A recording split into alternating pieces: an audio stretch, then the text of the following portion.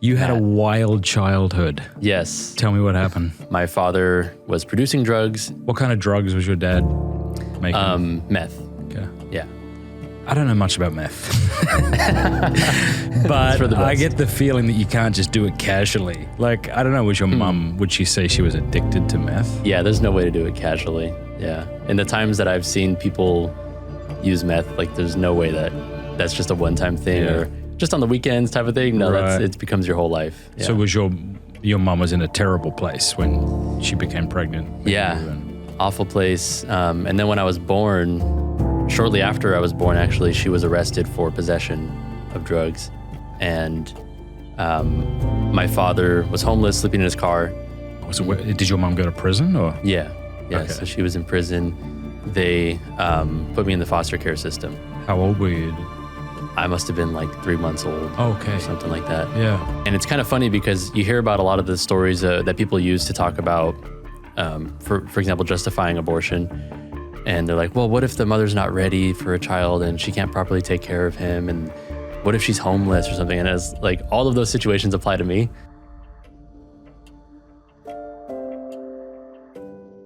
Hey everybody, before we get into today's interview, I want to tell you about my brand new book. It's called Jesus, Our Refuge.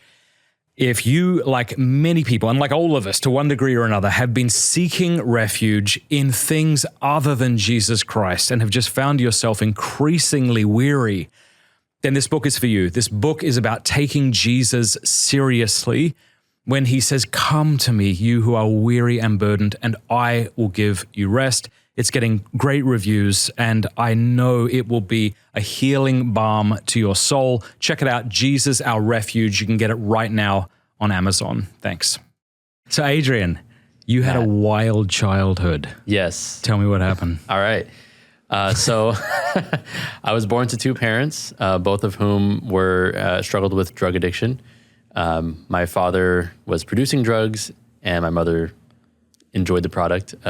So to speak, I want to say before we get into it too far that both of my parents now are in a great place. They're wonderful people. We have a great relationship, and there's no anger. There's no hard feelings between us or anything like that. So everything is good now. So I want to say that before we get into all this. And are they okay that you divulge some of this? I hope want so. you to.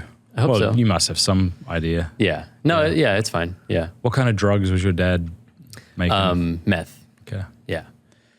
That's very different to like moonshine or marijuana. Yeah, growing weed or something. It's a little bit more serious. That's bananas. Do you know how they met?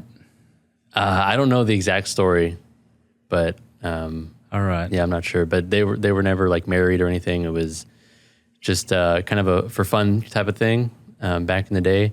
And I was conceived. And it's kind of funny because you hear about a lot of the stories that people use to talk about, for example, justifying abortion. And they're like, well, what if the mother's not ready for a child and she can't properly take care of him? And what if she's homeless or something? And it's like all of those situations apply to me, which is kind of hilarious. Or not maybe hilarious. Your parents were homeless? My mom, I'm not sure if she was homeless. My dad, by the time I was born, was homeless. And even before that, my mom, because she had a lot of difficult pregnancies before, miscarriages and whatnot, the doctors told her, you're not going to be able to have a child. And then she conceived my sister, who's 10 years older than me. And they were like, okay, this doesn't make sense that you were able to conceive, but this child's probably not going to make it. My sister's fine. She's 10 years older than me. She has a wonderful family. And then when she conceived me, they were like, okay, this is really kind of crazy. There's no way you should have been able to conceive a child. But this baby's definitely not going to make it, so you should probably just abort it. And she was like, well, if he's not going to make it, then why not just like give it a chance? Yeah. You know? Wow. Yeah. God bless you. I'm so sorry that wicked doctor said that. Yeah, I'd like to meet him. Yeah. Yeah. So I don't know much about meth, but I get the feeling that you can't just do it casually. Like, I don't know, was your mum, would she say she was addicted to meth? Yeah, there's no way to do it casually. Yeah. In the times that I've seen people use meth, like there's no way that that's just a one-time thing or just on the weekends type of thing. No, it becomes your whole life. Yeah. So was your mum was in a terrible place when she became pregnant? Yeah. awful place. And then when I was born, shortly after I was born, actually, she was arrested for possession of drugs. And my father was homeless, sleeping in his car. And these are stories that I've heard, but from what I've heard, I was sleeping in the car with him as a newborn baby. And he tried to give me over to his parents because they at least had somewhere to stay and were a little bit more stable, but they were very poor themselves. They came from Argentina and they didn't really have a lot going on financially. So they were unable to take care of me as well. So when your mum gave birth to you, was your dad and mum still together? I don't think so. But I don't think they were ever really like even boyfriend, going girlfriend. solid, right? Yeah. But then your dad ended up with you, sleeping in the car. Did your mum go to prison or? Yeah. Okay. So she was in prison. So my grandparents on my dad's side tried to take care of me for a while. Wasn't working out. They put me in the foster care system. How old were you? I must have been like 3 months old. Oh, okay. Or something like that. Yeah. Yeah. And then I was placed with a wonderful family who people who have seen my channel before would know are my Protestant grandparents. Oh, yeah? And I call them my grandparents, but they're my foster parents from when I was a baby. But they're wonderful. Yeah. And if it wasn't for them, I wouldn't know the Lord at all. So how old were you when you went to live with them? I was born in December. I was with them in, I believe, February. Okay. And then did they adopt you? They wanted to, but my mom got out of prison, I think the following year. I'm not sure the exact timelines, but my mom got out of prison. She wanted me back. And they said, let us adopt him. Well, of course you can stay in his life and all that. But she was like, no, I want him back because I don't know how it works. But I think, if somebody has custody of you, there's no obligation that they have to keep the mother in your life or whatever. So, so she was like, no, I'll take him back. But you guys are welcome to stay in his life. You're like, take him every weekend, whatever you want to do. Cause, I think she felt that there was like some real love there. So that's what happened. And they've been in my life ever since 30 years later. But did you live with your mum since that time? Yep. Okay. So I lived with her, from that time. How long? So she wasn't in prison too long then? Yeah, it must have been a year or two. And then she ended up going back to prison again when I was like a toddler or something. And I don't remember where I stayed during that time. Okay. I think I might have stayed with my grandparents again. Can I ask what happened the second time she went? I think it was the same thing. Yeah. Drug possession. Yeah. So when's your earliest memories? Not like just fleeting memories, but do you? Yeah. I can think back to when I'm 5, and I have a pretty good recollection of going to school and what it was like and what my teacher was like. One of my earliest memories, like a solid memory, is I must have been like 5 or 6, and I think I was at my aunt's house. She's since passed. But she was another source of stability for my older sister, especially. She was basically her guardian. So I think I was visiting over there one weekend, or maybe staying there for an extended period of time. I don't remember. And at that age, just like my sister was picking on me or something, she would have like friends over. They would just like make fun of me or something, like lightheartedly, nothing serious, but yeah. Or we'd play Spyro on PlayStation 1. Those are good memories. Yeah. So those are some of my earliest memories. Okay. So, all right. So your mum went back to prison while you were a toddler. You're not sure what happened to you. She was there, just for several months at that point, or a few months? I think that might have been a year. Oh, wow. Yeah. Because I do remember she comes back and I see her like walk in the door and I'm like, hey, I remember you. Oh. I know you. Wow. And I don't know, like I was really happy to see her, but at the time I didn't really remember how I knew her. But I just knew that it was really good to see her. Yeah. And then at that point, did you have a stable home life after she got back? I think things got a little bit better. She, I'm trying to remember. I know at 9 years old, she ended up getting married to another gentleman who was a great guy. And we lived with him for several years, I think, until I was maybe 12. Maybe 13. And then they ended up getting a divorce. And then that's when I go back to my dad and I start living with him. Did your mom keep using drugs throughout your childhood? Yeah. Do you have memories of what that was like?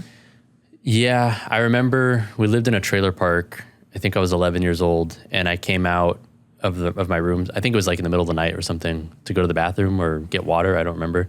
And she was in the kitchen with like a bunch of dudes with like a bag of something. I don't know what it was.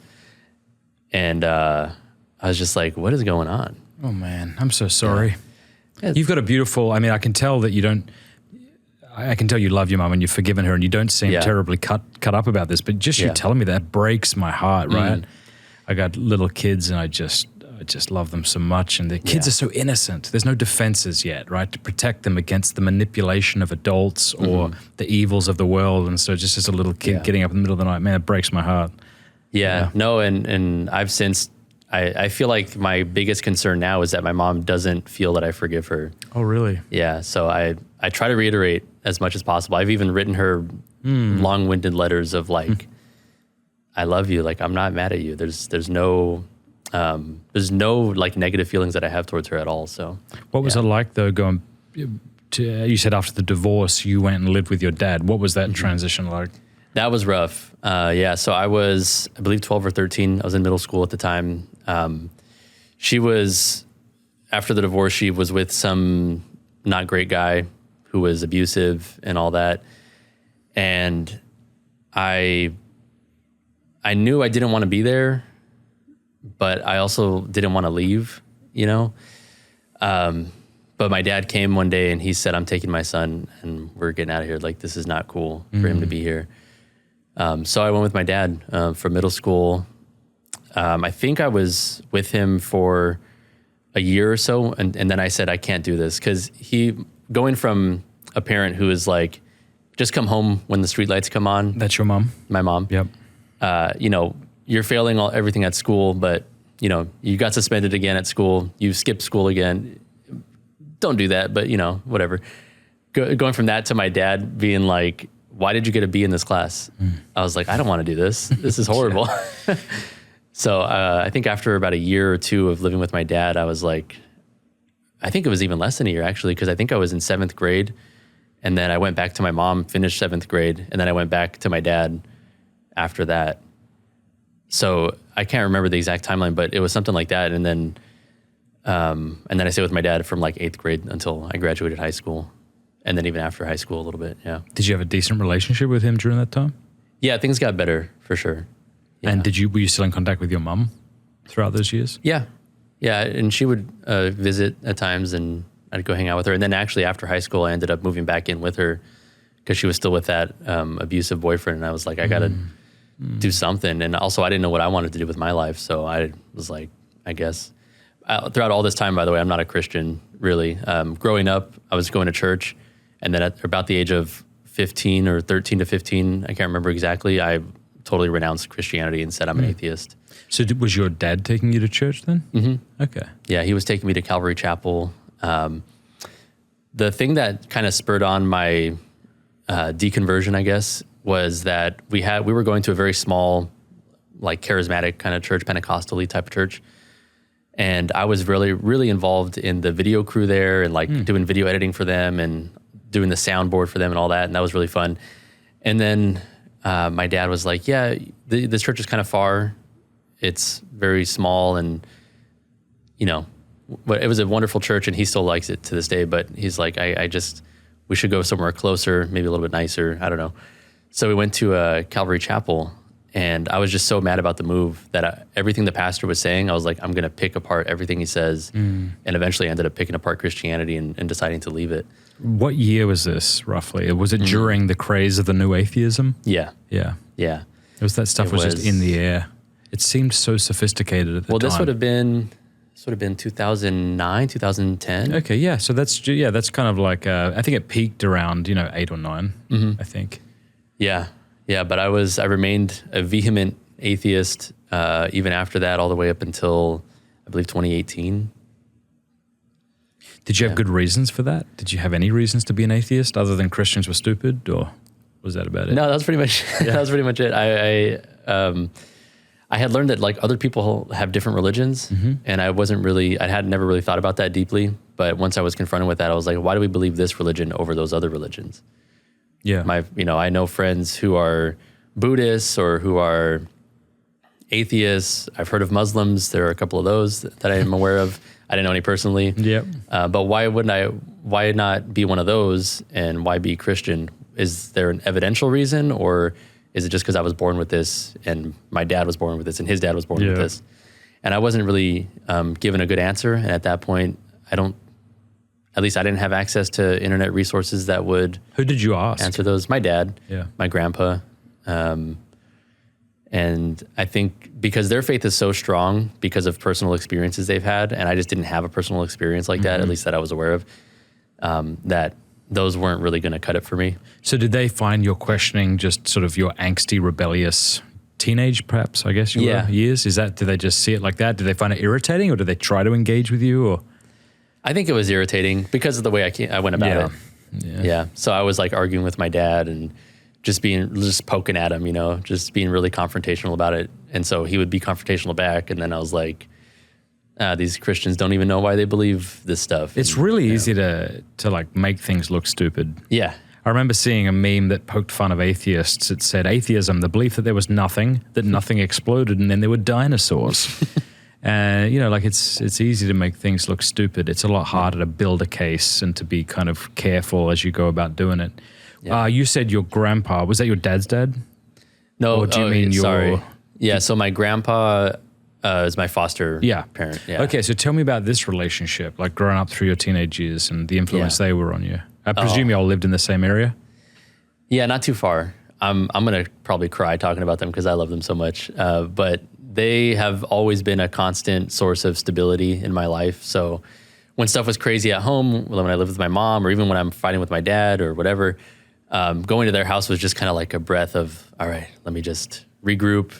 It was just such a peaceful place. And then they always brought me to church, which even when I thought it was kind of silly, I was like, all right, whatever, I'll humor them, because they're good to me. And they've just always been so good. And I'm really grateful that they've been in my life even to this day. Do they talk to you about your mom and dad and help you process all that? Oh, yeah. Oh. Yeah. They, they mostly just love them, and they're like, hey, how's your mom? Is she going to church? How's your dad doing? Like, my dad got baptized recently at a Calvary Chapel or some non-denominational church. Yep. And they're really excited about that. They're not in contact really much with my dad and my mom, but they have a great love for them. Yeah. Did you ever go back and live with them, or no? It was just those initial stages as a kid? Yeah, I don't think I ever lived with them for an extended period after my childhood. Yeah, he was always in touch with them. Mm-hmm. It's amazing how much like people who love us as children, the impact they have on us. I've shared before that my best friend's mum, unfortunately, this is going to sound horrific. You may have already heard me say this, but she's the one who used to buy us pornography and alcohol. Like, that's awful. Like, no question. Yeah. But she also was one of the only parents who ever genuinely listened to me. It felt like genuinely listened to me. And I know that sounds counterintuitive, and no, she was really kind to me, and like I'd bring issues up with her, and she was a single mom. Mm-hmm. And so, yeah, she had some real poverty in her worldview, obviously. Yeah. But she was just so kind to me, How old were you at that time? Well, I met my best friend when I was about 12. Okay. And so we went on to be friends, all throughout high school. And so she was just always someone I could go to when I had a problem. And I always, when you're a kid, I don't know if you had this experience, you'd go to friends' houses, and the friends' parents were always polite, but just because that's how adults should treat children. Oh, hi, and then just get out of my space, or like maybe not that aggressive, but she was always just interested in me. Nice. And so, like Peter says, love covers a multitude of sins. Like, her love for me, I'll always look fondly upon those memories with her because of how interested she was in me as a kid when I didn't think I was terribly interesting, or when I was always in trouble at school or with my parents or what have you. So that's really beautiful. Thank God for this beautiful couple that took an interest in you. Yeah, they're wonderful. So how did they react when you were questioning Christianity? Did you share that with them? Or? I did, yeah. I think they never fully realized that I was an atheist because I never told them, but I would argue with them about Christianity. And I think maybe there was a little bit of denial on their part. They didn't want to accept that. But they knew something was wrong. So they were praying for me for nearly a decade, the time that I was an atheist. And I still kept in touch with them. We still had a pretty good relationship. But anytime faith came up, I would immediately start arguing with them.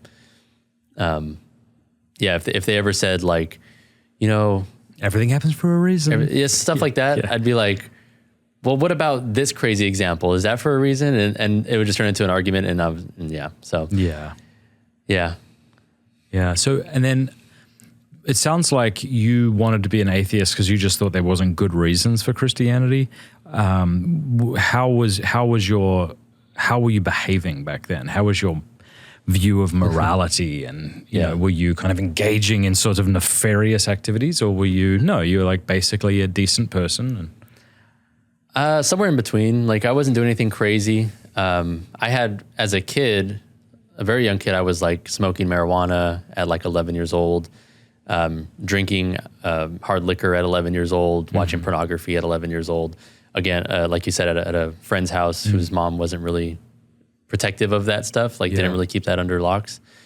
And she actually gave us alcohol too. So I'm so sorry. Yeah. Yeah. So there was that, but then actually going into middle school and high school, when I was with my dad, I knew that that wasn't the best thing for me. So I wanted to get good grades. I wanted to be, well behaved and stuff like that. I wasn't smoking weed when I lived with him. Although he didn't always believe that. He actually gave me a drug test one day because he thought, But I was still, kind of slipping on grades and skipping classes sometimes and little things here and there like that. But nothing super crazy. All right. So then you said you're an atheist for a decade. So it sounds like you were either committed to it as a positive proposition, or was it a sort of default as religion stopped being convincing? Does that make sense? Were you reading atheists? Yes. Yeah. I have a signed book of The God Delusion. Oh, okay. Yeah. I went to a Richard Dawkins and Sam Harris event. Yeah. And had it autographed. Did you get to meet Richard? Yeah. Nice. Yeah, it was like right after he had a stroke, I think. And but he seemed to be in good spirits and good health at the time. So that was exciting for me at the time. But yeah. Do you remember what the energy was like at that conference? It was very lively and just like very triumphalistic. Yeah. I forget the exact word, but yeah. Very much like we've defeated religion, and now it's just a matter of stamping out these old people that are clinging on to the past, basically. I've been talking a lot lately about my friends at the College of St. Joseph the Worker, Jacob Imam, Mike Sullivan, Andrew Jones and company, the guys who started the college that combines the Catholic intellectual tradition with skilled trades training. Well, listen to this.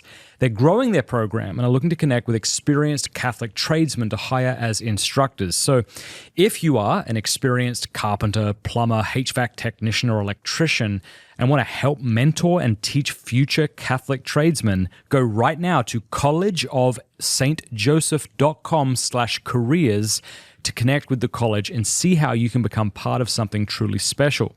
And if you're watching or listening and know a tradesman who needs to hear this message, please invite them to reach out to the college. Again, that's collegeofstjoseph.com/careers. collegeofstjoseph.com/careers. Thanks. It's funny how a common enemy brings people together in a superficial way, isn't it? Yeah. I think it's interesting how the conservatives in America were much more united when Biden was asleep at the helm. As now you have Trump at the helm, and it's like, okay, the common enemy in some sense, right, at least politically speaking, and even in Hollywood and big tech, they seem to be less aggressive maybe. Now the conservatives all at each other's throat. It feels to me like that's kind of what happened to the new atheism, that they were united in pointing at religious people and making fun of them. But then when they maybe were challenged or invited to propose some kind of worldview that would either support or see as ridiculous, like transgenderism or the threat of Islam. I don't know. I don't know what your take is on it, but for me, it seems like it started coming apart. Yeah, I always felt, even as an atheist, a little bit weird about some of the efforts of Sam Harris, for example, to try to construct objective morality without a God. He tried to construct some sort of way that we could know right and wrong objectively without appealing to a lawgiver, as we would say. And even as an atheist, I was like, that kind of seems like an uphill battle and not really necessary. Like we could just do away with the idea of having morality at all. But there's obvious reasons why you don't want to do that too. So Did you have any, what was your favorite argument for atheism at the time? Since you're reading these people and going to their conferences, and did you have any? Or I think I believed a lot in the God of the gaps argument that, okay, people think that there's a God because everything's here. We don't know how it got here. We don't know how life started exactly, but we just need to investigate more in scientifically, and those then we'll find an gaps answer. will disappear. Yeah, and then God will disappear with them. Right. Yeah. So was it more like, I don't need a compelling argument for atheism. I just find all the arguments for theism unconvincing. Yeah, it was like the Dillahunty kind of approach, where it's like, I'm starting from a default position of I don't believe your proposition, and now you need to convince me. Yeah. And if you don't convince me, that's your fault, essentially. What do you think about that tactic now? It's kind of cowardly, I think. Yeah. Yeah, it feels like you should be. Yeah. I think William Lane Craig always did a really good job at putting it back on the atheist. Mm-hmm. He defining the three terms, atheist, theist, agnostic, and to see if there's any good reason to think either theism or atheism is true. Mm-hmm. And then very often they would expose themselves as agnostics. Right. know? Yeah. Yeah, cool. So did you have atheist friends? Oh, yeah. So it was just like a contemptuous sort of attitude towards Christians? Very much so.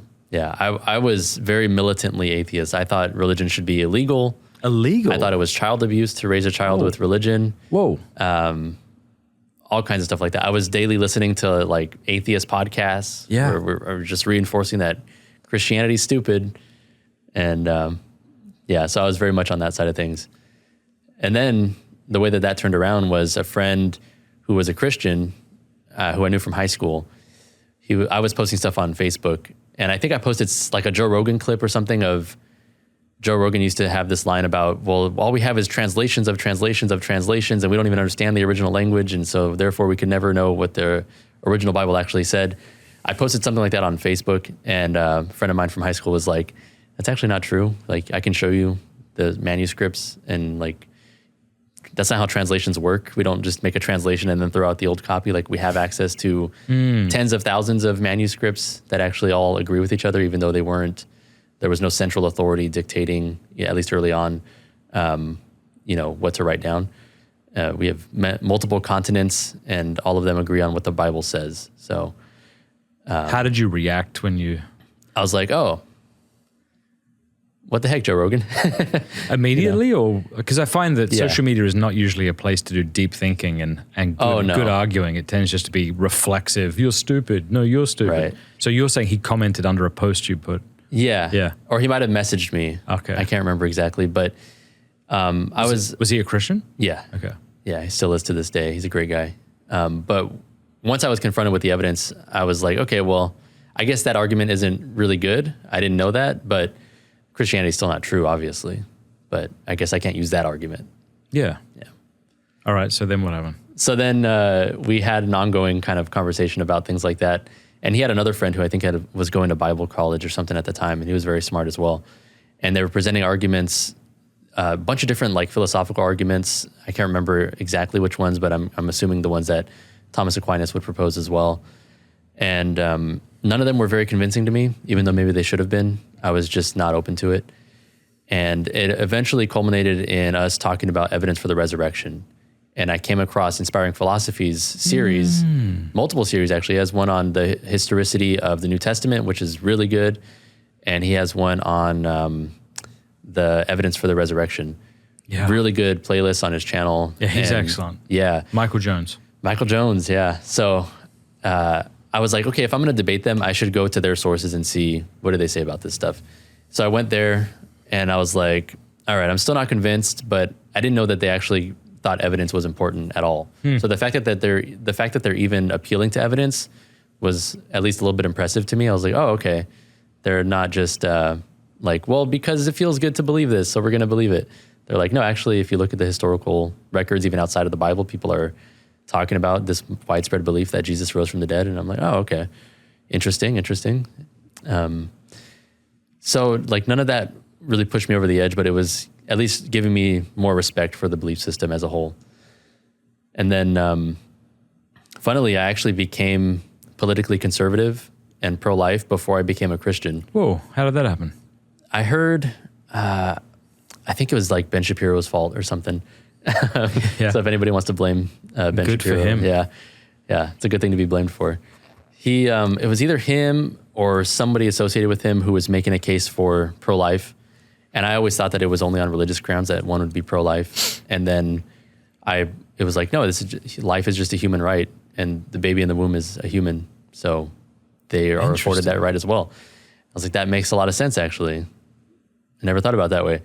So I became pro-life. I actually wrote a really old blog post that I had at the time about, I think I titled it like a non-religious case for pro-life or something like that, non-religious pro-life case. And it's just appealing to, as a country, we recognize that these rights are important and they're afforded to every human. They're human, so there you go. In college? At this time, yeah, I was in college at this time. Yeah. Did you feel kind of sophisticated getting to be an atheist while defending the pro-life position? Like, look how intellectually open I am. Oh, yeah. I think that's true, by the way. I'm not just saying it like it sounded like I was mocking it, but I could also see the kind of like, the prideful incentive of like, look how diverse my thoughts are. I'm a real free thinker, which, by the way, I think you were if you, denied God's existence, were an atheist and yet started. So did you have atheist friends that you would talk to about this or? Yeah. Not really like vehement atheists like I was, but just people who were maybe non-religious, just kind of agnostic or lived as if there were no God, but didn't have any strong opinions about it. But were pro-choice. And I'd be like, it's just because you haven't heard my argument that doesn't appeal to a God I would think that if God doesn't exist, abortion is fine. You think that it is fine? Or I would think abortion is fine if of course. God does not exist. Everything's fine if God doesn't exist. Yeah, but I guess I mean something a little bit more than that. I guess I mean, I think there are good reasons to obviously prohibit, murder and child abuse outside of the womb and things like this, because to do so would just allow for kind of chaos and mayhem. But there are certain things like euthanasia and abortion that I think would be okay. So why not just take that position? Why not say, well, the state affords the right to life to people. The unborn are human, but who cares? Like, let's just not afford the right to life to them. Did you ever think about? I'm sure you thought about that. I'm trying to put myself back in those shoes, but I think what I would have thought back then is that consistency of principles mattered. Okay. Even if I didn't have a divine source of those principles. Yeah, that's right. Yeah. That's good. Yeah, okay, cool. Yeah. All right, so what was the next domino? So, let's see. It actually, there wasn't really a next domino. It all just kind of crumbled into place, if that makes sense. So I was at work one day, and I had noticed in myself that I was attaching myself to causes, and I had done this ever since high school. It might have been a product of maybe like growing up without a consistent father figure or something like that, but I would attach myself to causes, and every couple of weeks the cause would be different. So this week I'm a vegan. Yep. Next week I'm a communist. Yep. Next week I'm an anarchist, all that stuff. So it's a search for identity. It is 100%. And then one day I was at work, and I think by that time I had recently watched like The Godfather, and I was like, that's what it's about. You just have to make a bunch of money. People have to fear you. And meanwhile, I'm like working a minimum wage job, trying to pay my way through college. Got nothing going for me. I'm 5'4". I'm not threatening anybody. So it's like kind of hilarious that I had that mindset. But I was just a jerk to everybody. And I was like, the way that you live a good life, I guess, or live a life worthy of respect is you be honest with people, even brutally. Mm-hmm. So I would use that as an excuse to just be a jerk. And then I realized one day at work, actually, even if I accomplish everything I ever want to accomplish, and even 100 times exceeding my wildest expectations, there's no God, there's no life after this. So it's all just going to explode when the sun explodes, and no one's going to remember me. And most likely no one's going to remember me after a couple generations anyways. So everything's pretty insignificant. And I kind of felt this pit in my stomach of like I was falling, and I was just like, there's no purpose to my life. Like if I live the rest of my life 50 more years, or if I die right now, there's no difference morally to that. And that just didn't feel right. But I couldn't escape that that's a logical conclusion of my worldview. And so I was like, I think I got to re-examine this whole God thing. And at that time, I felt like a panic inside of me. Like, I don't know what direction to point my life towards. I don't know what to do. I don't know what is right or wrong. So I immediately thought, I need to read the Proverbs. And I started reading Proverbs, and I just loved it. And I couldn't stop reading the Bible. And even though I wasn't intellectually convinced that Christianity was true, I was like, there's some really deep wisdom here. Yeah. So. Was it your grandparents who first introduced you to the Proverbs? Yeah, okay. I think so. Yeah. My grandpa has always instilled a deep love of scripture in me ever since childhood. So you were just sort of looking at it like, hey, there's wisdom to be found everywhere. This is ancient wisdom. Whether it's part of the Bible or not doesn't matter to me, but. Pretty much. Yeah. Yeah, and then before I had like dabbled in Buddhism and stuff like that, so I was like, I need to figure out which one of these belief systems is most likely true. And I looked at the evidence for the resurrection, which I had already been looking at for a while. I looked at the evidence for maybe miracle claims in Buddhism and other religions, and found that the Christian evidence for Christian miracles, especially the resurrection and miracles since then, even up till recent times, very, very strong in Christianity, not very strong in other religions. So if any religious belief system is true, it's most likely this one. And then... Did you give Buddhism a fair shake? Yeah. Actually, in high school, I was very sympathetic to Buddhism. I even went to a Buddhist temple and I was like, hey, I want to be a Buddhist. What do I do? And they were like, just be a Buddhist. Like, I don't know. Like, come on, but isn't there a class? Yeah, I'm like... Don't you want money? Yeah.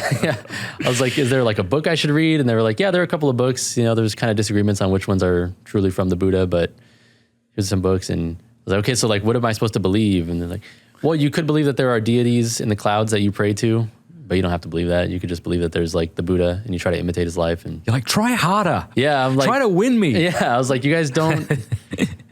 I mean, first of all, you guys don't agree on this stuff. And... like pretty key things, like are there multiple deities that you can pray to? And yeah, you really don't care if what I believe is true on this. Like, don't you have some kind of a system or some way to figure out what is true? And there just didn't seem to be anything like that. And I was like, all right, well, I guess that's just, I don't know. And I've since actually looked more into Buddhism. I did a video about it too. And yeah, I saw you had a convert on, didn't you? Oh yeah. And she kind of, she described the same experience of not really knowing, like there's not really a cohesive belief system where you like a catechism, right? Mm-hmm. We have our catechism. What does the church teach about contraception? You can go to the catechism paragraph, whatever, and look it up. Mm-hmm. There's nothing like that in Buddhism. There's been some attempts to make something like that, but I don't think it's, that widely accepted or effective maybe. But yeah. And, I remember finding Buddhism and religions that I assumed were like that. I don't know if they were or not. I was just a 17-year-old kid who didn't want to believe in God, but definitely wanted to look at pornography without feeling bad. Mm-hmm. And, like Buddhism and these types of religions can just initially, as you begin to look into it, it can give you this sense of spiritual depth, meditation, all that, without kind of putting any moral claims upon me. I was a huge fan of that. Yeah. That's the best. Yeah. Especially as a young gentleman. Yeah. Doing stupid things. Not a gentleman at all. Just a young barbarian who only wanted to become increasingly vicious. Yeah. It was definitely attractive. Mm-hmm. Yeah. All right. Did you look into any other religions?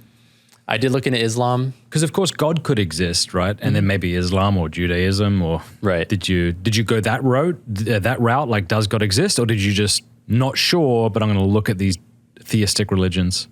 Yeah, I looked at arguments for the existence of God. Most of those were coming from Christian sources, but I was just like, let me hear from their side, because all I've been hearing up until this point is like atheists giving me straw man arguments of what Christians believe. So let me hear what Christians actually believe from Christians. Why do they believe there's a God? And then I heard arguments like the argument from morality, the Kalam cosmological argument, the contingency argument. So there was a really good book actually called How Reason Leads to God by, I'm blanking on his name, but he was on Capturing Christianity a long time ago. Okay. I think his name is Josh. Oh yeah. something. He has a kind of it'll come to me. unusual last name. Yeah. Darn it. Rasmussen. Well, Rasmussen, yes. Brilliant book. Yes. Brilliant book. Indeed. So arguments like that were really convincing to me. And I was like, okay, this God thing is actually legit. Now it's a matter of which religion is true. So evidence for the resurrection was immediately where I went. And there was just no other religion that had evidence as strong as the resurrection, as much as I searched. So, are you in dialogue with your grandparents and dad at this time? Yeah. Are they excited that you're kind of coming back on track? Oh, yeah. Yeah. So I told my grandparents, like, hey, actually, I'm going back to a Calvary Chapel church now. And they were really excited about that. They were like, we've been praying for so long, because they knew that I was in a bad God bless place. them. Yeah. Did you lose friends when you made this switch? I didn't lose friends, thankfully. I don't think. If I did, I don't remember them. So it didn't really hurt. But friends were very surprised because, first of all, I was very politically on the left beforehand, hated Trump, hated everything conservative, hated religion. Golly, I forget how old I am. Right. So you were like, because Trump... This was 2016, 2017. That's amazing. That's when I started Pints in 2016. Awesome. And you were a fetus. That's ridiculous. No. You were at college. Okay. I was a college student, yeah. Because you said you had become politically conservative and the pro-life. So then was it becoming more interested in Christianity that solidified your conservatism? Or were you also seeing like the transgenderism issue and these other things that you then reacted against? Yeah, I think the definitely, like, obviously pro-life was before I became Christian. And then the other conservative beliefs about, like, because even as a pro-life person, I was like, yeah, but homosexuality is not, like, who cares? But once I actually learned what the Bible teaches and some of the natural philosophy behind that, I was like, yeah, I became even more politically conservative, I guess you could say. Mm-hmm. Yeah. But yeah, so friends were just really amazed because beforehand, I was at one point an anarcho-communist, whatever the hell that means. And now I'm like... What does that mean? You know? It's like we all live on a commune and, you know, it's like you... Who's in charge? No one's in charge, man. Is that it? So it's like what happened in Portland, Oregon several years ago? Yeah. Yeah, I guess so. That worked out well. Yeah. Go for it. Okay. Yeah. So you were that at one point. Yeah. Yep. And then now I'm a Christian. So I still have a friend today who's like, I still can't believe you're a Christian and you're like conservative, because she knew me from when I was the total opposite of all that. So that was the main reaction, just kind of shock. Mm-hmm. I actually had a friend from high school the other friend who was kind of arguing with me about Christianity, trying to convince me of Christianity. His name's Peter, by the way, great guy. He was like trying to talk to this other guy, another friend of mine, and his name's Justin. I don't think he'll mind if I share. He was like, you know what? Once Adrian agrees that Christianity is true, then come back to me, because that's never going to happen. And then I converted. I told Peter about it. He went to Justin. I was like, hey, man. But nothing's come of that yet. Okay. But yeah. All right.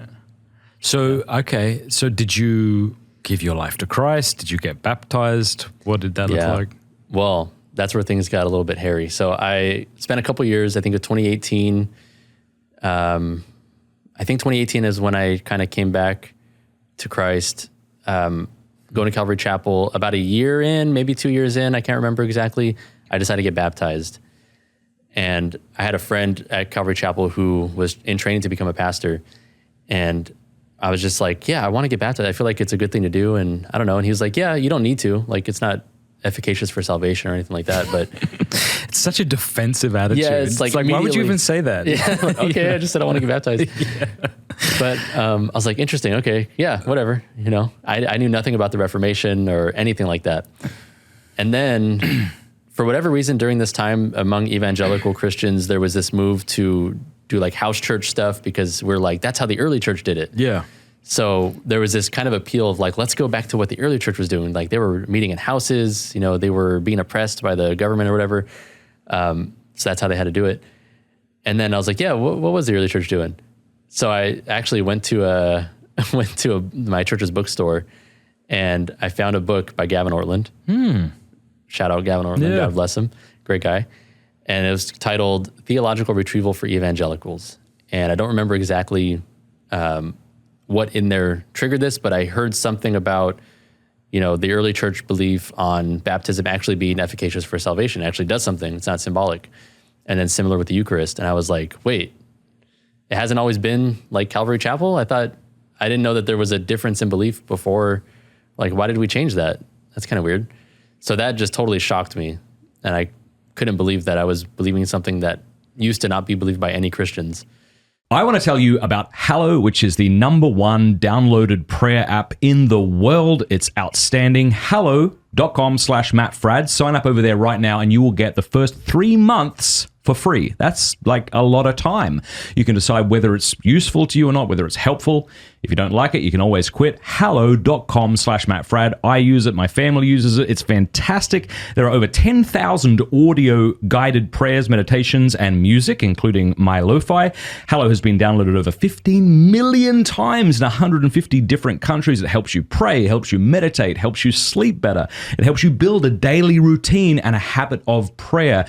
There's honestly so much excellent stuff on this app that it's difficult to get through it all. Just go check it out. Hallow.com/Matt Fradd. The link is in the description below. It even has an entire section for kids. So if you're a parent, you could play little Bible stories to them at night. It'll help them pray. Fantastic. Hallow.com/Matt Fradd. So I was like, weird. So I started looking into, probably came across a lot of Catholic Answers material and things like that. Looking into why do Catholics or why does anybody believe that baptism actually does something? And that pulled up Catholic articles and videos. Yeah, like why baptism is efficacious or why baptism, whatever. And then I was like, oh, this is actually kind of a rock solid case for why baptism is not just a symbol. I don't think I could go on believing that it is a symbol because I can't deny that it's not, according to Scripture. So I got baptized. Everything was fine. But there were these questions in my head. And I was bringing this to my buddy who was in training to be a pastor. And he was like, yeah, I think you're right. Like, there does seem to be some differences between what we believe and what the early church believes, and even maybe what Scripture says. Your pastor said that? He was in training. The training, yeah, that's what I mean. Yes. Yeah, okay, wow. Yeah, so I was like, I think I'm going to become Catholic. Whoa. Yeah, so I haven't learned everything, but on baptism and then on the Eucharist, I actually came across your conversation with Cameron Bertuzzi on the Eucharist. That was that was later on. I think that was like 2021 or so. Is this when he was a Protestant? We kind of debated it? Yeah. I think that was in 2021 or 2021 or 2. I can't remember. Yeah, I forget. But I was like, Yeah, he definitely lost that debate. Yeah, I think he would admit that too. It was a friendly exchange, but I think we had time periods and things like that. Yeah. I remember studying for that debate and just being shocked at how strong the evidence was for the Eucharist from the patristics and from Scripture. Yeah. Yeah, I remember that. And I think at one point you brought up every church father that has spoken on the Eucharist says that it is the true body and blood of Christ. And doesn't that bother you? Okay. And he said, no, I don't really care. And I was like, that kind of bothers me though. I don't know how you could say that. Right. Obviously it must have bothered him a little bit, but, so after that I was like, I have to become Catholic. That's it. So then were there other things that the Catholic Church taught that you thought were bogus? I didn't even know. I knew nothing about anything. You just thought if they got baptism and the Eucharist right. I thought, well, they got baptism and the Eucharist right. And Protestantism, in my mind, was just what I was experiencing. Right. So I didn't even know about other, more traditional forms of Protestantism. And you're not going online? Because this is late in the game, right? YouTube's up and running. I must not Gavin's posting. I was probably just not good at looking up what I needed to find. I don't know. But well, every Protestant watching is going to agree. You're not good. If you had have just looked a bit longer. Anglican. Yeah. Well, so I was like, I have to become Catholic. And then I became a Lutheran. Oh, whoa. Okay. All right. What?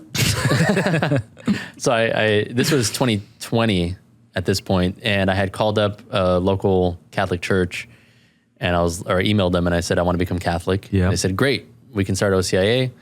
Come on, I'll meet with you on this day or whatever. And then the day comes, and I assumed it was like a Zoom meeting because we were all locked down at that point. And she was like, well, you're supposed to come in the office. I was like, oh, people still do that? Okay. So I missed that. But then during this whole process, I was excited. I was like, this is great. I need to tell my grandparents about this. I need to tell my family about this, because I thought that becoming a Catholic, shows how ignorant I am, meant you're becoming a more serious Christian, a more traditional Christian, and everyone's going to be happy about that. I had no idea. Right? I didn't know what the Reformation was at all. So I called up my grandparents and I said, hey, I got great news. I'm going to become Catholic. And there was silence. And I was like, what's going on? And my grandma was like, Catholic? I was like, yeah, I'm going to become Catholic. Isn't that great? And she was like, I don't know if I want to see you anymore if you become Catholic. Oh my goodness. And I was like, what? Like, why is that the reaction? I don't understand. By the way, she doesn't remember saying that. Okay. She's also 88 years old now. Bless her. Yeah. God bless her. Yeah, she's great. And she would have never held to that. She would have never held to that. Right. She was just sort of in shock. Yeah. So. And did she say why? Yeah, she was like, Catholics, they don't have the true gospel. They worship Mary and they worship the Pope, and like that's not the real, like, this is the realm of, this is in the era of Pope Francis. Like, I'm pretty sure they don't worship the Pope. I'm online. People seem pretty critical. Yeah.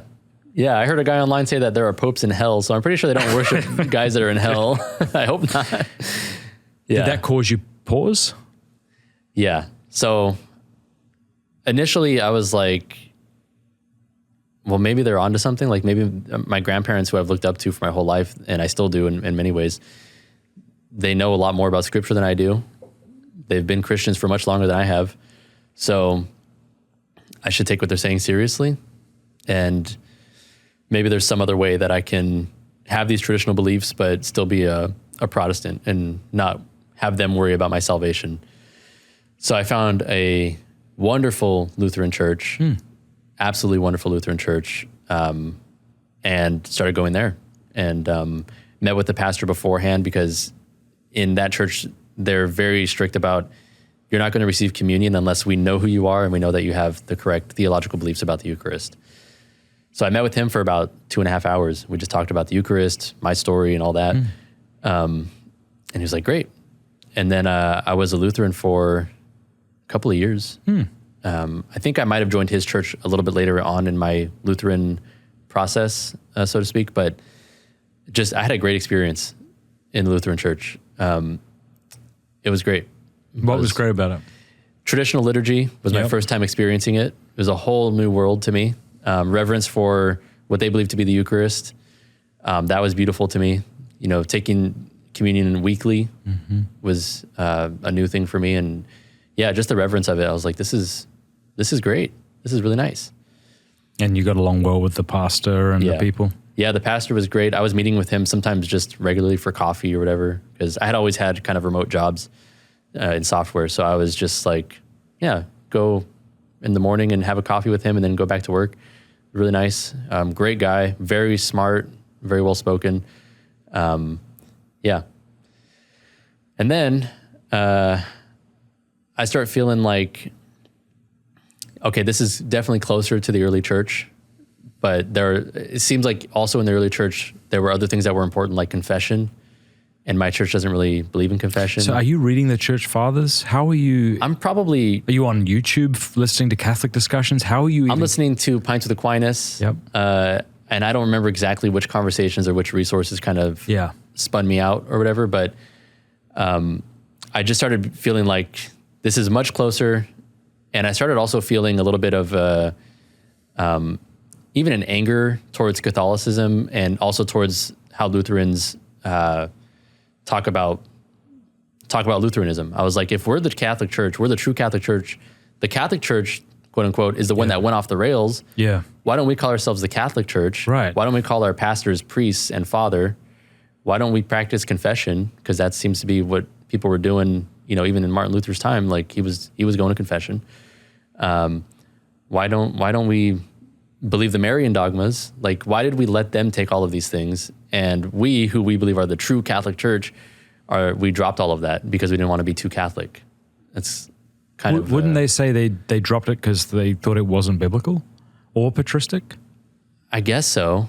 But to me, at that time, I had come into Lutheranism because of the history of the church, and I wanted to believe what the historical church believed. I see. So if the historical church believed that, you know, Gotcha. Mary was immaculately conceived, or whatever other Marian dogmas. If the historical church believed that confession was to be done in church to a priest, then why are we dropping those beliefs? So the historical argument was always very strong for me. And then at this time, actually, funnily enough, I was on TikTok posting videos about Lutheranism because I was so happy that I had discovered something more historical. Are they still out there, these videos? Yeah. Everyone who's watching, go check out Sips with Sarah. Was that the name of your channel back then? No. I guess not. Clearly not. Sorry. As soon as I asked that question, I realized it was stupid. It's the same account, so it's still on Sips with Sarah. Come on. But the name before... Dude, you need to go back and do refutation videos. I've done it. Come on. That's excellent. Yep. So I have a video, I think it's titled like Refuting the Worst Protestant Apologist in the World or something like that. That was a fun video to make. How neat to document your journey in that way. Yeah. But the funny thing is that the name of that account was Lattes with Luther. Oh, really? Yeah. Now, did you take that from Pints with Aquinas? Did you get that? Oh, that's awesome. Yes, 100%. Yeah. I was a huge fan even at that time. Oh, funny. I got an idea for someone out there who doesn't have a podcast yet. I don't think anyone exists who doesn't have a podcast. But just in case there is someone, Tequila with Escriva would be a great little podcast where you have a shot of tequila and just read something from the Way or the Furrow, Yes. All right. I will watch that for sure. That guy's awesome. Yeah. Yeah. So Lattes with Luther. Oh, funny. I'm mostly just talking about why Lutheranism is superior to evangelicalism or non-denominationalism. And then I get some Catholics coming in. They're like, hey, man, you're really close. You're really close. And then I'm like, you guys are annoying. Yeah, right. And they're like, you'll be Catholic soon. Don't worry. Oh, I'm like, what does a Protestant feel when he's told rage? That? Yeah, it sounds so condescending, doesn't it? Yeah, it's very condescending. It's like when an Orthodox fella shows up in your comment section. Become Orthodox. You're like, well, I'm convinced. Oh, dude, I'm done. I'm going right now. Yeah. So I was just like, these Catholics are so annoying. Yeah. They think they're better than everybody. And I need to set them straight. I need to make some videos about why the papacy is a bunch of baloney or whatever. Okay, so that's what you wanted to go after. Yeah. Papacy, So then I was like, they're annoying. I'm going to make videos about the papacy and why Catholicism is false, and why Lutheranism is a good alternative to Catholicism. And then as I'm doing that, I'm being presented with arguments that I'm like, okay, it seems like the papacy was present very early on in the church, but they were wrong. They were just wrong about that, So I'm kind of having a very like non-denominational response to arguments that would otherwise be convincing to me, because historical arguments are what convince me of the sacraments of the Eucharist and baptism. So yeah, I put out some very poorly done videos about why the papacy is false, which I've since refuted. And the Marian dogmas actually started becoming more and more convincing to me. How? I had prayed the Rosary actually a few times by this point, even as an evangelical. During 2020 lockdown, sorry, we're jumping around timelines here, but during 2020, I started having panic attacks. I think a lot of people struggled with a lot of mental stuff at that point. And I found that I needed something like tangible that I could just sit down and focus on something. Yeah. So that I wouldn't have panic attacks. How did you hear about the Rosary? Probably you. Yeah. Probably. That's awesome. I'm so glad. I hope so. Yeah, I can't remember exactly, but that would make the most sense because I was watching your channel. So did you just go buy one? Yeah, I bought one online. Nice. Just got like the 1 decade little thing. And then I would just walk around the neighborhood and just pray it. And I was like, this feels weird. And I might be sitting right now. I'm not sure, but this is bringing me a lot of peace at the very least. So there you go. Did your pastor know that you were doing that? No. What would he have said if you told him? Probably to stop it. I mean, at that point I was I was at Calvary Chapel. So if I had, I had never really talked to the pastor very much at that point anyways, but if I had and told him that, he'd probably say, well, that's kind of, you're worshiping Mary at that point and that's idolatry and you should probably cut it out. That's what I assume he would have said, but who knows? I think that's a fair bet that he would have said that. So, as a Lutheran, I kind of started feeling attracted back to the Rosary, probably because of you again, I don't know.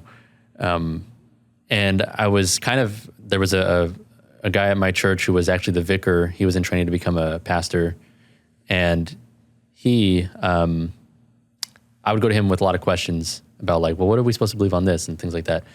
So I would ask him about Mary, like, hey, what do we think about Mary being a perpetual virgin? And I would always get an answer of like, well, some believe that, most don't if you're a Lutheran. I don't really believe that, but you're kind of free to believe what you want. And I was like, okay. And for whatever reason, I just thought it was a more beautiful belief to believe that she was a perpetual virgin. So the beauty of the belief itself drew me towards it, even before I had like a real concrete reason to believe it. And then I think at this time, now that I'm thinking about it, I think you might have been doing some stuff on, if you're a Protestant, how can you stay a Protestant but still engage in some Catholic practices? Yeah, I love that topic. Yes. I did that yesterday. I did a show where I talked about how you can remain a Protestant, pray the Rosary. Yep. Exactly. Yeah. So stuff like that, I was like, yeah, well, what do we believe about Mary? I don't know. So I would ask him about the Immaculate Conception. He'd say, well, the Immaculate Conception, I think, is a little bit harder to believe as a Lutheran, because then you have to believe that God was able to save somebody apart from the cross. And so therefore the cross was unnecessary or insignificant or something like that. And I was like, okay, I guess. Which isn't true for all the Protestants who are watching. It's not true. Yeah. We don't think that. Yeah. Yeah. Just other beliefs like that. And I wasn't really satisfied with the answers I was getting, because they were kind of like, you could believe whatever you want, but here's what I think. And I was like, but well, haven't you guys, like, haven't we thought about this? Like, should we have a kind of a defined belief on this? And I guess the theme that I've noticed is that lack of a solid answer to something is really frustrating to me. So that's what frustrated me with Buddhism and a lot of other religions. And with the Protestant beliefs about Mary, is kind of just like, well, whatever you want, as long as you're not idolatrous or something. So I was like, okay, well, what do Catholics believe about Mary? I don't even, why do they believe this stuff? So I looked up books that I could read about it. And I read Tim Staples' book, Behold Your Mother. It's the most underrated book on what the church teaches about Mary out there. Yeah. I'd recommend everyone go get it. Yeah, it's called Behold Your Mother. You said that, yeah. Yeah. And he, famously, I haven't actually finished the book. Mm-hmm. I read, I think, 4 chapters of it, and I thought, That'll do. Yeah, I was like, this is so well-reasoned, and I'm so convinced of these Marian dogmas that have been covered in this section that the rest of it's probably true. Like, if these are this well-reasoned, then the rest of it's got to be good too, and I'm convinced of everything now. So, yeah. So I was like, I guess I got to become Catholic. Wow. Yeah. And then I had started learning about how Martin Luther had changed the canon of Scripture, and just more inconsistencies with the early church. You know, I learned about what the early church thought about the papacy and things like that. And I was like, yeah, I can't stay here. You know, as great as that church was, and the liturgy was absolutely beautiful, probably more beautiful than many Catholic masses, but sadly, it doesn't have the true Eucharist, which is unfortunate. So were you in personal contact with any Catholics at the time? I had one friend who was a Catholic. I hadn't talked to her much about it at that time. I didn't personally know many Catholics at the time. Yeah. I know a lot of ex-Catholics, or people who are like, yeah, I'm Catholic because they were raised Catholic, but never. And so how did your adoptive grandma react to this the second time round? I didn't tell them. Okay. Yeah. Fair. I kept it from them, but I had been posting a little bit on, well, actually, no, TikTok, I took a complete break for a year. I just was like, I don't know what I believe about anything right now. I'm just going to stop. And then once I was closer to ending RCIA, I think I posted something about like, you know, when you're a Lutheran TikToker, but you become Catholic or something, and it had like the Curb Your Enthusiasm theme song. And then I looked back, and that was exactly 1 year from the last post that I made as a Lutheran, and I didn't plan that out, but it was just an interesting thing there. Yeah. So then, how did your Lutheran pastor respond to your decision? So kind of cowardly as well. I didn't tell him. I just kind of stopped attending that church, and then I was, I feel awful about this, but I was actually involved in their video crew as well, and I was like editing videos for them and posting them and things like that. And I had just stopped all that. I just dropped it, and I feel awful about that. But he emailed me like, "Hey, I haven't seen you in a while. What's going on? Like, everything okay?" And I was like, "Yeah, sorry, I should have said something sooner, but I'm becoming Catholic." And he was like, he wasn't upset or anything, but he said, "Hey, if you want to like come chat about this," I'm presuming he would have wanted to convince me otherwise, and I just wasn't interested in having that conversation. One, because he would win for sure, because I just knew he knows a lot more than I do, but I just was convinced, and I wanted to complete the RCIA process and just get confirmed, receive the true Eucharist. Yeah. So then he was like, well, why don't you write out some thoughts on like a Google Doc or something of why you're becoming Catholic? So I wrote out a few things. I can't remember exactly, but I think it was the global presence of the church, the historical arguments for things like the papacy, the consistency of practice among different, like there were Lutheran churches that weren't doing communion every week, and most of them were, but it was just like, why aren't you doing communion every week? And why isn't somebody kind of enforcing that, I guess? So a more consistent practice among Catholics, the beauty of the Rosary, things like that. Yeah, I also, my wife is Vietnamese, or her parents are from Vietnam. She was born here. But I would like my kids to learn Vietnamese, and there's no Vietnamese Lutheran churches that I'm aware of. I think there's one maybe, but it's like there's a lot of Vietnamese Catholic churches, so there's good. That's good. So just things like that. Did you meet her after you became Catholic, your wife? No, I met her in high school actually. So we had been together this whole time. Oh wow! And what was that? Wow, what a roller coaster of a ride! Yes. Atheist, pro-life, Lutheran, Protestant, evangelical, yeah. Wow. Yeah, she was just like, this is a lot of change. Yep. I'm a little bit, and what's funny is I had told her before I became a Christian, if I ever become a Christian, just leave me because I've lost my mind. Okay. And then I become a Christian, and she's like, what's going on here, man? Are you messing with me? Do you want me to leave? You can just ask me to leave. Yeah, you don't have to do you don't have to do this. I just love Jesus. She's like, you could just break up with me like this. No, but she was just confused, and she wasn't a Christian at the time. She was just like kind of agnostic or maybe a deist. But she was just like, this is a lot of change, and I'm not really sure what's going on, but I'm going to stay out of it because you don't seem to have it figured out yourself. So there you go. Did you become annoying to her as you adopted these new beliefs that you were no doubt enthusiastic about? Every step of the way. Okay. 100%. She stuck with you. What a good woman. She is amazing. I was hoping that she would come up because I would love to talk about her at length. Oh, let's do it. She's the best. Okay. She's pregnant right now with our first child. Well done. And that's terrific. She was with me at a time when there was no good reason to be with me. We liked each other in high school, and I was just a total degenerate, like not good at relationships at the time, breaking up with girls every 2 weeks because I got bored or whatever. And then she was like, even after high school, she still liked me. And I was like, I mean, I still like her. I remember have really positive memories of her, and she's great. But I don't know if I'm in a good spot to be in a serious relationship. And I know that if I'm with her, this is going to be a serious relationship. This is not going to be like a couple of weeks thing. So a friend of mine was like, well, just go on a date. Like, you don't have to think about it like that. Just go on a date and see what happens. So we went on a date. It was very awkward, but I still liked her and she still liked me. Man, tell me about the awkwardness. So our first date, actually, because I was so terrified, my friend actually came with us. Gosh. Dude, the reason I'm reacting like this, I'm sorry I didn't mean to do that. I didn't know my face was betraying me. I remember that. I'm going to just tell you my first many more awkward moments, right? I didn't have many girlfriends growing up. That might surprise people because I'm such a stud, but I was dating this girl, and we went to see The Truman Show back in 1942. And I remember the whole time just like, I was very, I was kind of young, 15, 16. I wanted to kiss her, but I didn't know how to do that. And I was terrified.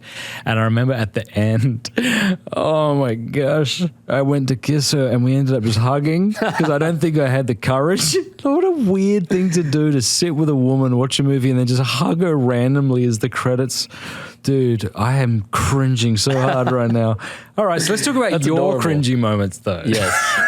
Very similar, actually. Okay. So I had a car, so we would go and have a date, and then there was one of our first dates. We went to the movies, and then afterwards we just had coffee and like sat there, and we had no idea what to talk about. She's very shy to this day. I'm terrified of her because she's incredibly smart and I'm an idiot, and she probably knows that already. So I'm like, anything I say is going to sound stupid to her. I don't know what to say. I don't know. So we just sat there and just like made weird faces at each other for one of our first dates. I think it was like our second or third date. Okay. Very awkward. And that then is very awkward. Yeah. And then one of the times that I'm dropping her off, I forgot if it was that same date or a different one, but I'm dropping her off at night, and we hadn't kissed yet. We had been on a few dates, and I was like, "Can I kiss you?" That's beautiful. And she laughed. Yeah, that's what you want. Laughing. You want me to laugh at you. Yes. And I was just like, you could just say no and get out. That's like, it's okay. She's like, no, I want you to kiss me, but it's just hilarious that you asked. You're like, it's not that hilarious. Let's try that again. But I'm like, if I lean in for a kiss, I'm worried that she's going to just like jump back or something. Yeah. No and one. then that's going to be awkward. And yes, it's an awkward thing. Yeah. You're right to be awkward. Yeah. Yeah. So it was like that for a long time in our relationship, but I knew very early on that I want to marry this woman. So, and like I said, she was with me at a time when I had no prospects. I wasn't in college yet. I actually started going to college after we started dating because she was like, you should figure out what you want to do with your life, at some point if we're going to be together for a long time. And then, her sister and my sister-in-law now urged me like, hey, there's a school nearby. Like, just go sign up like right now. I was like, oh yeah, I'll check it out. She's like, no, like right now, go to the school right now. And I was like, all right. So I went to the school and I signed up, and then I was like, I start in the spring. Okay. And there you go. And then that's why I went to college. Otherwise I probably wouldn't have gone. So I want to talk more about your wife, but yes. I just had this memory. So I did the same thing with Cameron. Okay. We were at the Bleeding Horse pub in Dublin. This was the first day. Like I didn't know there was anything there. I don't think she knew. But on our way back, walking through Grafton Street, our hands had touched and we were holding hands. And we were part of a missionary team for 3 months. So we kind of knew each other enough to then, I guess, both know that if we were holding hands, okay. So we went to the Bleeding Horse pub and I said, yeah, awkwardly, I'd like you. I'm like, I want to kiss you. That's what I want to do right now. Mm-hmm. And she let me, and that was terrific. Yes. But what was funny is we went back to the same pub 20 years later. Wow. So we've been married 19 years. So this was 20, I think it was like last year. And the fella who served us, and we sat in the exact same spot, and the fella who served us beer wasn't even a fetus, not a zygote when we first kissed. So I made him stay there and watch me while I made out with Karen. No, I didn't. That's really awkward. Stay there. Open your eyes. He got really weird about it, but that's funny. Yeah, man, we're not all smooth like on the movies. Right. I think it's kind of nice. I want to kiss you. That's cool. Yeah. All right, so you went to college. Yep. Because your girlfriend said, I think you should do this. Actually, more than that. Just you're going to do this. Yeah. Well, her sister was very pushy. Her sister, sorry. Yeah. She was like, just have some idea of what you want to do in your life. I had no idea at the time. So that was good. That was good for me. Okay. Yeah. So I went to college. And then, we've just been together ever since. She's been with me through all of these When'd you get married? conversions and such. It's been about 4 years now. Yeah? Yeah. So we dated for a long time before getting married. So you weren't Catholic when you got married then? No, I was a Lutheran at the time. Did you get married there, or where did you get? No, we just got married at like a venue. Sweet. Yeah. Cool. Yeah. Is she a Christian?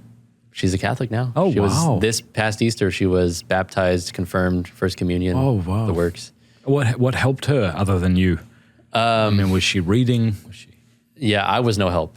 Oh. So just a hindrance. I've always been annoying. She's always told me. That's not true. You're not annoying at all. Well, when it comes to that, I was annoying. She's told me like, her. hey, this isn't helping me want to, this isn't going to make me want to convert if you just keep trying to argue with me about evidence for the resurrection. Like, that's not really going to do it for me. So I'm like, all right, I'll back off. And then I would just be like, do you want to come with me to Mass? Like, let's go to Mass. And she would go with me actually pretty often. She was going with me to Mass.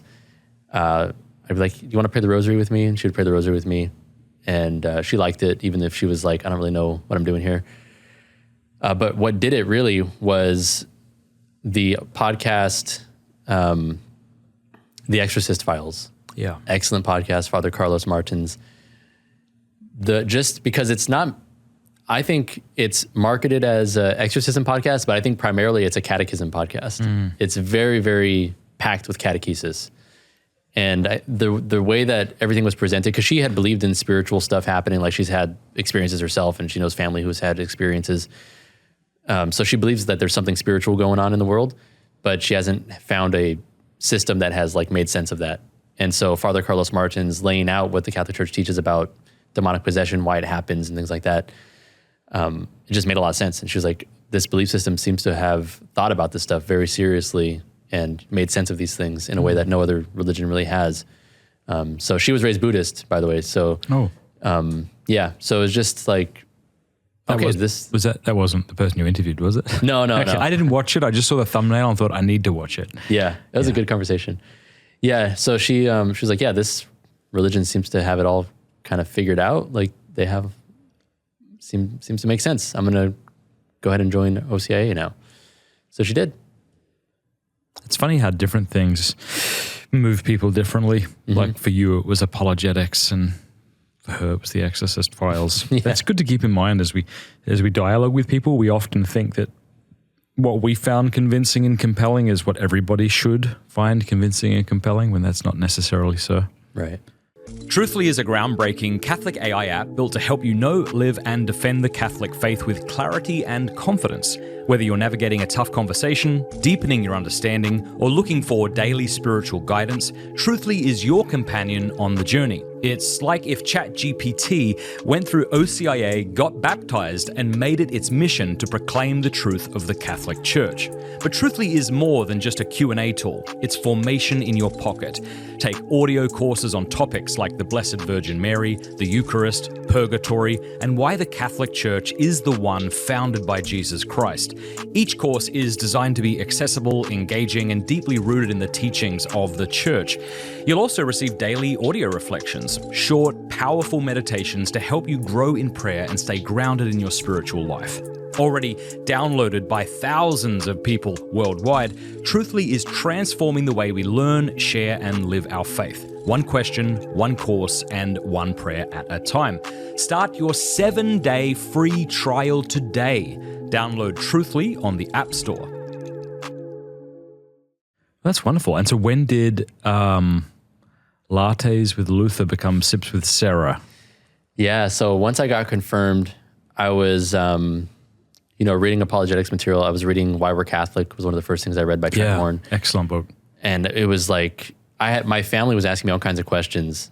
My grandparents specifically were like, why do you believe this about baptism and things like that? So, or like purgatory. And I didn't really fully understand purgatory at the time either. So going to resources like that was really helpful. And then as I was doing that, I was actually creating PowerPoint presentations so that I could go to my grandparents' house and be like, here's what the Bible says about baptism. Here's what the early church believed about baptism. And this is why we believe this about baptism today. And I just enjoyed doing that. That was so much fun. So I was making kind of very concise versions of those things using primarily Why We're Catholic by Trent Horn and making like 60-second defenses of these things in Catholicism on TikTok. And I realized, I obviously can't keep the name Lattes with Luther if I'm defending the papacy. Unless every episode you showed up with a latte to refute him. Yeah, there you go. Okay. Yeah, so I thought, I liked the name structure, obviously. Huge fan of Pints with Aquinas for years. So I want to stay with that.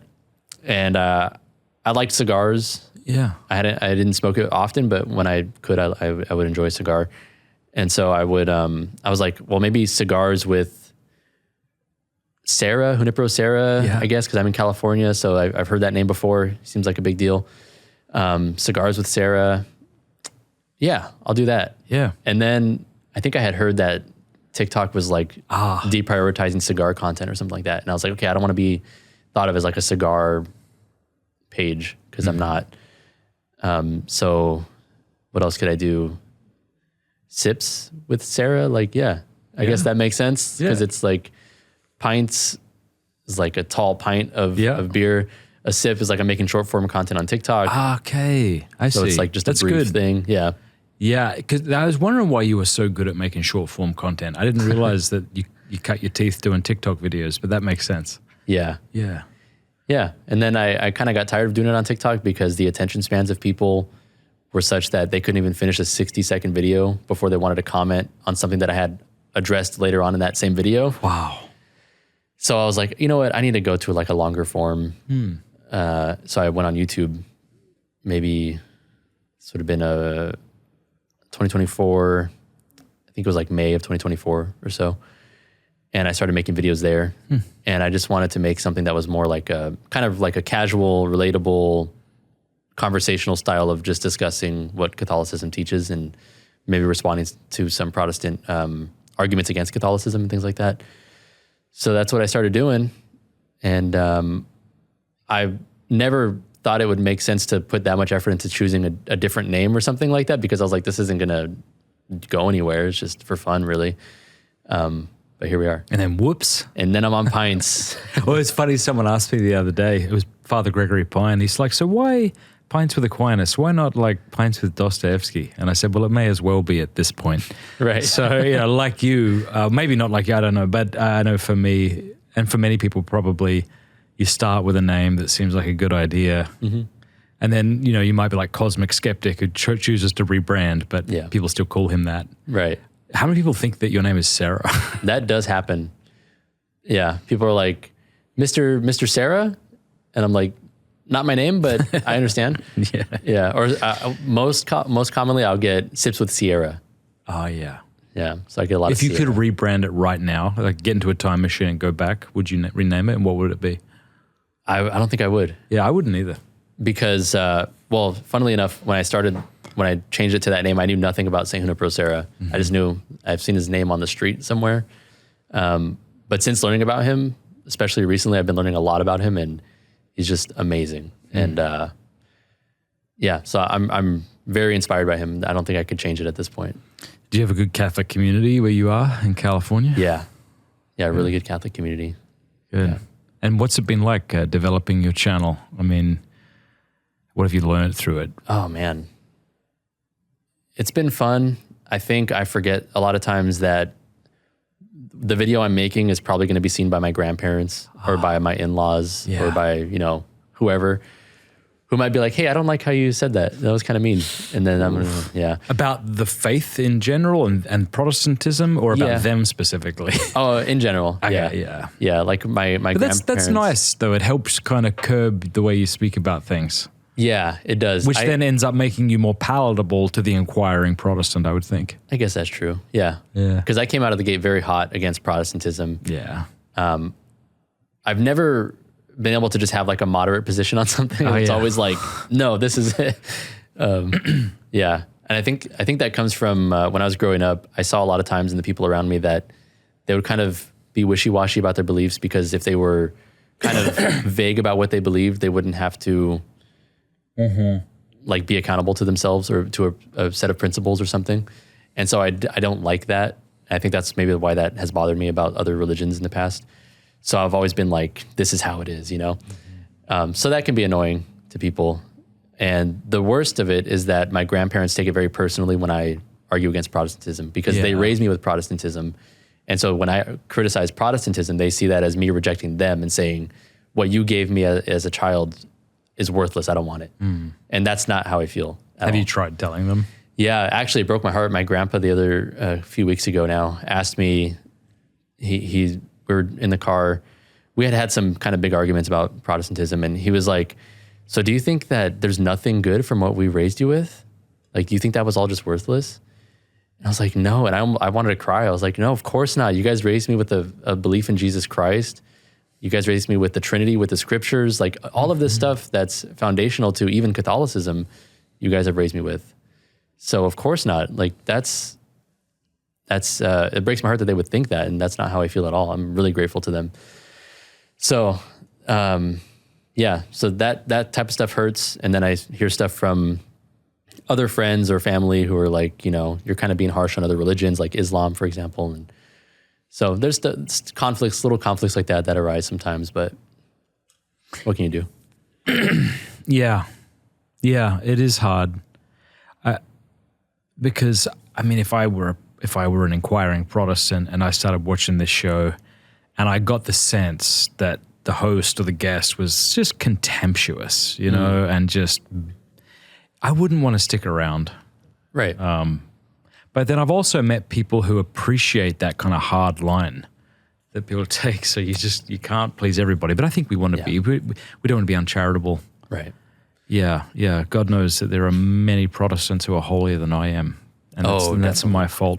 Yeah. My grandparents, I don't mean definitely like, there's definitely Protestants more holy than you, than myself. My grandparents are some of the most devout people that I know. My grandpa, he prays every day in his closet. He goes in there and just shuts the world out and just spends an hour with the Lord, which is beautiful. I don't do that. I should do that. That woman I told you about earlier who bought us porn and alcohol, do you know how that story ends? No. I don't know how much you've heard.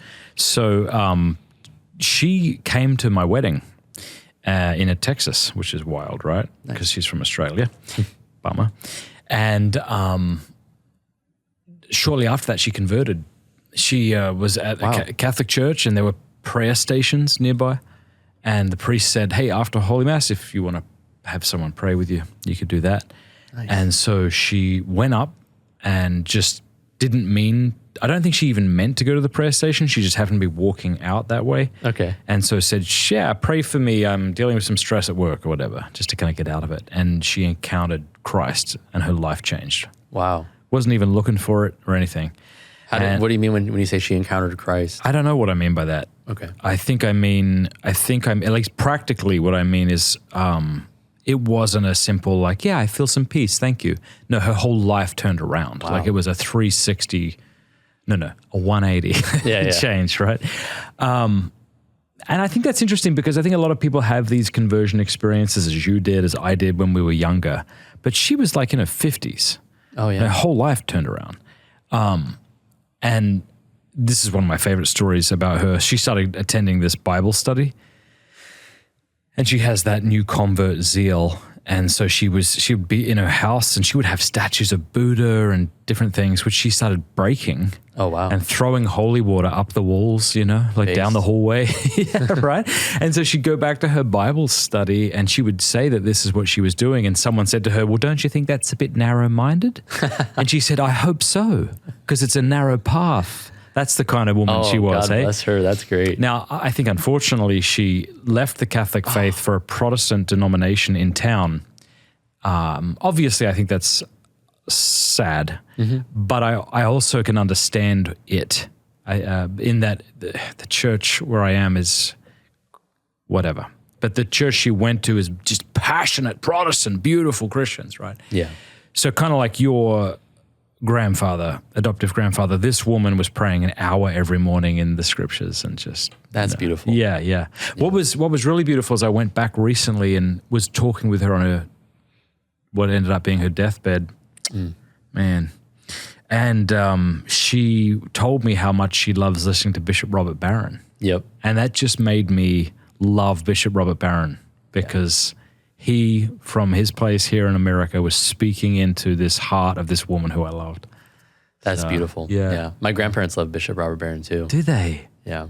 See, that's what I'm talking about, eh? Like, It's like the internet rewards, we all know this, like it rewards arrogance and it rewards bravado, very much so, right? Mm-hmm.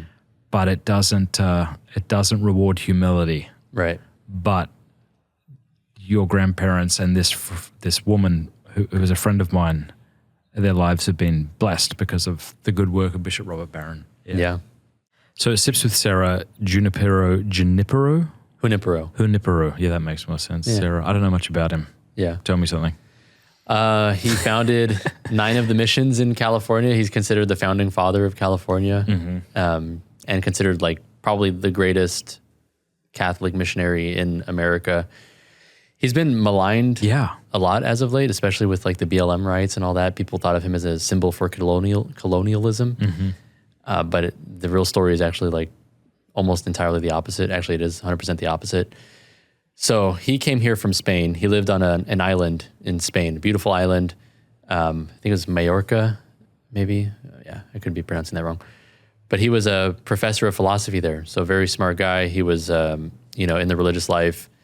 And from a very young age, he always was like a faithful Catholic, knew what he wanted to do when he grew up. And around the age of like 37, I think, he had the opportunity to come to the New World and spread the gospel. And he jumped on that opportunity. And he came here from, like I said, a cushy job, professor in a beautiful island where his family is, his parents are there and all that, leaves all of that to come here to a land that wasn't very amenable. There were, native tribes that weren't always friendly to newcomers. There wasn't very many amenities here. So he shows up, and this is a very summarized version, obviously, but there are a lot of great books and videos out there about him. And he refuses every possible comfort that could be offered him. He has the opportunity to be driven by carriage to somewhere very far away. Instead, he chooses to walk across a desert to get to some particular place in Mexico to meet with other missionaries. And everywhere he went, he walked. He walked, I think, total like thousands and thousands of miles. I think one trip he made was about 2,000 miles on foot. And just a beautiful, beautiful guy, very smart guy, very well read, very well learned, but also just very willing to get his hands dirty and go out into the world and actually encounter hardship for the sake of converting others, which is beautiful. Mm-hmm. Yeah. And the bad rep that he's got is so undeserved because he's actually the reason that the natives had a Bill of Rights that protected them from the Spaniards, who actually wanted to come in and kind of use them as labor and things like that. He created a Bill of Rights for them and was like, no, actually, these are human beings created in the image of God, and they are afforded a certain level of dignity for that, just as we all are. So they're going to be treated equally like all of us. And even to the point that he was conflicting with Spanish military generals, like arguing with them. I think he was in an argument with some general that wanted to, I forget the exact story, but I think he wanted to carry out the death penalty on a native who had killed a priest who was a friend of St. Junipero Serra. And St. Junipero Serra said, no, we're going to show them mercy the way that our Lord showed us mercy. And he just loved these people, and they loved him. Mm. And he's a beautiful guy. So I have this little prayer card of his, actually. I don't know if you'll be able to see it, but yeah, probably not. Beautiful guy. You said that there was a pilgrimage taking place. Yeah. So this year I wasn't able to go, unfortunately, but I do plan to go next year. It's a saint. It covers his walk from one mission to another. I believe it's 35 miles total, and it's like an overnight thing. You camp overnight, and then you go and continue until you complete it. I think it's a 2-day thing. But people can find out more about it at saintsarahpilgrimage.org. I think I've got that right. If not, Mr. Lepanto will bust in the door right now. And then you remind us, and we'll put the link below. Yeah. But it's a beautiful thing. So they started that actually around the time that everybody was maligning him, because they were like, no, we need to have a way to let people rediscover the true heart of St. Junipero Serra. Cool. Beautiful guy. What's the future for your channel? Oh boy. Even the near future. Yeah. What do you got in the works? I've been talking a lot about Islam lately. I do plan on getting back into some more dialogue with Protestantism. I don't know. I plan to do more interviews. I just rebuilt my studio at home to make it a little bit more aesthetically pleasing. Yeah. So that I could have in-person interviews. I've done some stuff like with Ismail Youssef and some Protestant friends who have been on, and some others who I'm probably forgetting. But yeah, more interviews. I just want to... I've had my life before Christ and my life after Christ are so different. And I just have a lot of people in my personal life who I see struggling with anxieties, with different things. And I'm like, I've struggled with some very similar things. And this has been such a beautiful thing for me. Just, having a relationship with Christ, doing things like praying the Rosary, going to Mass, going to confession. So if any way that I can help that message get to atheists or Buddhists or Muslims, it's just like, I just want to do that. Final question. What's your relationship with your parents like, and how have they, have they changed? Are they still in the same spot they were when you were young? They've changed a lot for the better. So my dad, obviously, the way he met my mom was making drugs. He doesn't do that anymore, thank God. He is now a devout Protestant. He actually just got baptized recently, which was really exciting. Wow. My mom is, living a much better life. She's not a Christian yet. Praying for her, but she's great. And I try to keep in touch with them both. I definitely don't do a good enough job of that because I'm just in my own world of what's going on in my life. But I have, compared to before, I have a great relationship with them and really happy they're in my life. Beautiful. Well, thanks so much for coming on the show, and God bless your channel and your beautiful wife and your unborn child. That's awesome. Thank you.